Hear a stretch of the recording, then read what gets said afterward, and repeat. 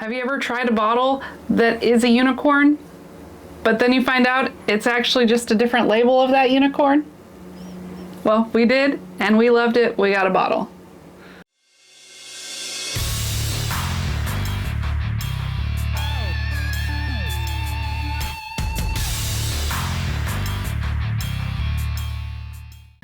Hi friends, I'm Laura, this is Troy, we're Baker Drinks. We've got a review today of the Old Kirk Single Barrel Kentucky Straight Bourbon.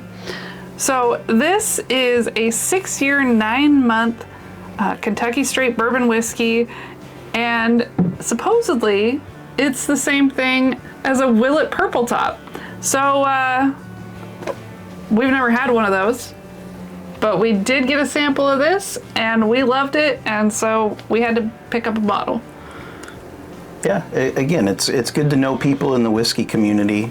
Friends who live in different areas are able to get their hands on bottles that aren't available to us. We had never even heard of this. Didn't know it was a thing. Got a sample of it in blind and loved it. And they're just sitting on the shelves here. And they hooked us up. Yeah. So, Old Kirk Single Barrel. As I said, it's 6 years and 9 months. This one is 124.9 proof, so it's got some proof to it. Brown glass, that's a little unique for a bottle. But other than that, I mean, doesn't say a whole lot about it. Yeah, so it's bottled by AP Hotling and Company, and as Laura mentioned, rumored to be Willet Purple Tops. It's good. If you guys see these sitting on the shelves, I think they're about $125. You're spoiling our review saying it's good before we even go through it. Well, you know. Spoiler! Okay, so on the nose, I've tried this more than once, and the first time, or every time, I get this, I know there's not a whole lot of females watching, but I get this like cherry chapstick note to it. It's like waxy and artificial cherry, and I love it. Just love it. I mean, like, that nose is so good to me. It is so full of that fruit.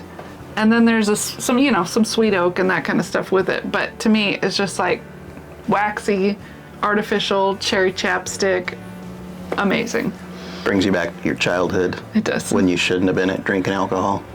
I wasn't drinking alcohol. Yeah, so for me,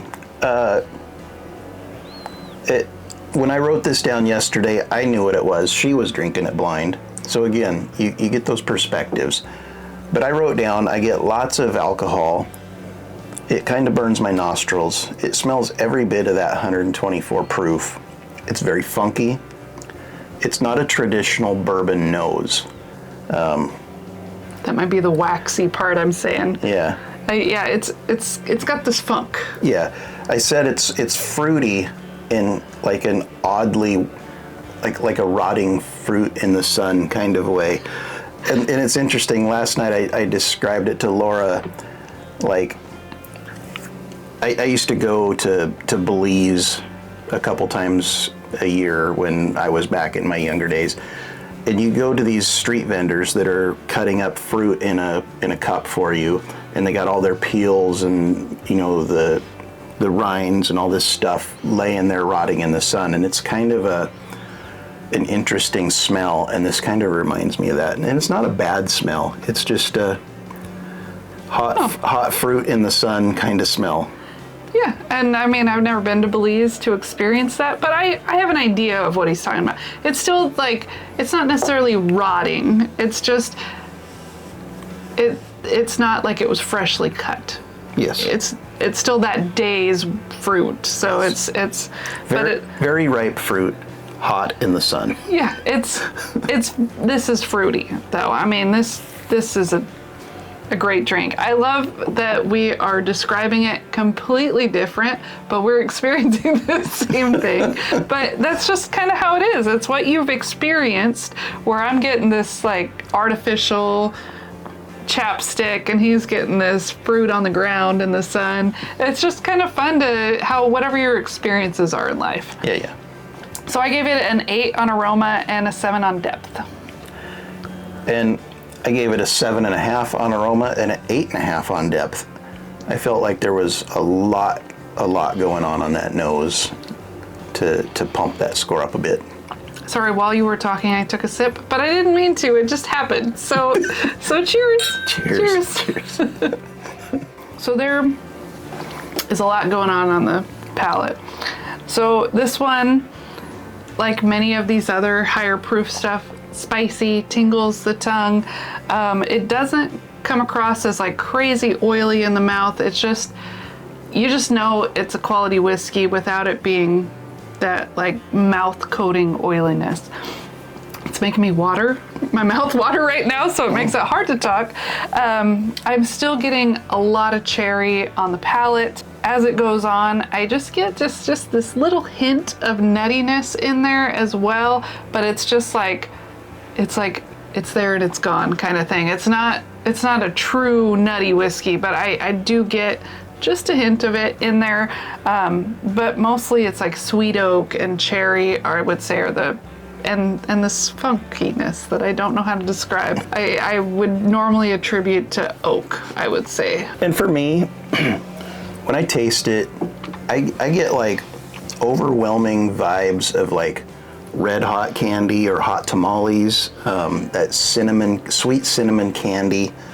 It's deep, dark, it's viscous. I get a little Aztec chocolate, which is like the Mexican chocolate with cinnamon in it. It's just really sweet and kind of spicy. It's really good. I get some stewed plum, like some Bazooka Joe bubblegum, that dusty pink bubblegum. It's very complex. I'm digging this a lot. Yeah, again, very different words to describe what we're getting, but there's just a lot of different flavors and it's a lot going on. I said flavor 9 because I freaking love this. It is right up my alley. This is my kind of drink right here. Feel, I said it was an 8. Balance, I said an 8. And complexity, I gave it an 8 as well. Great scores. For me, I said the flavor was an 8. The feel was an 8.5, the balance was an 8.5, and the complexity was a 9. There's just so much happening in this bottle. Yeah, and then it just kind of continues with the finish and slowly fades off. I wouldn't say it's like an overly crazy long finish, but it's a good finish. Yeah, it's cinnamon, it's peppery.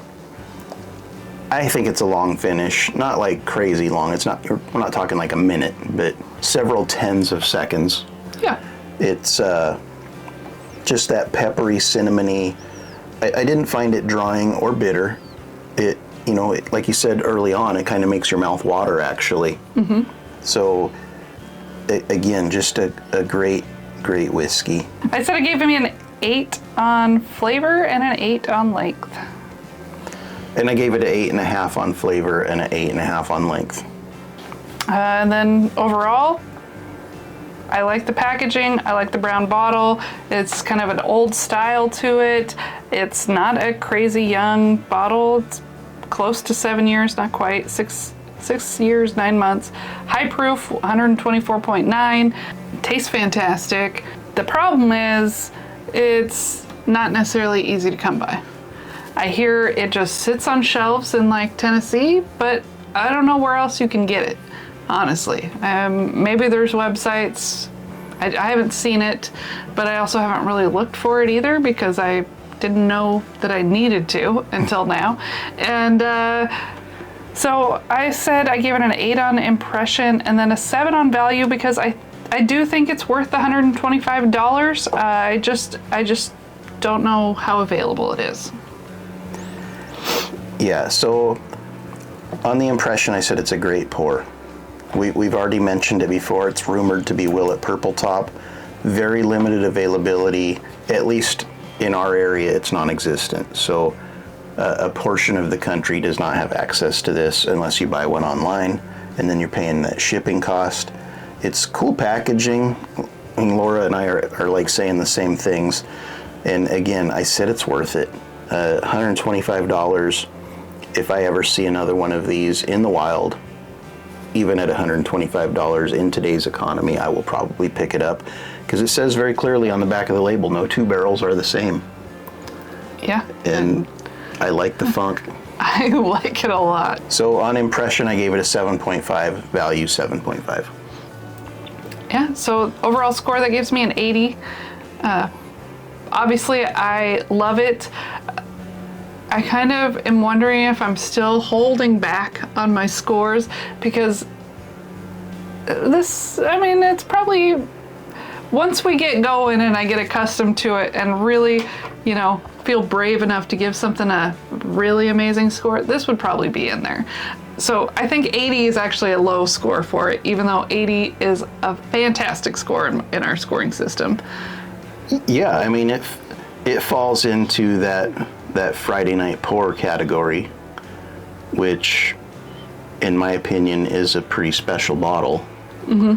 So I gave it an 82, and I feel like that's about where it deserves to sit.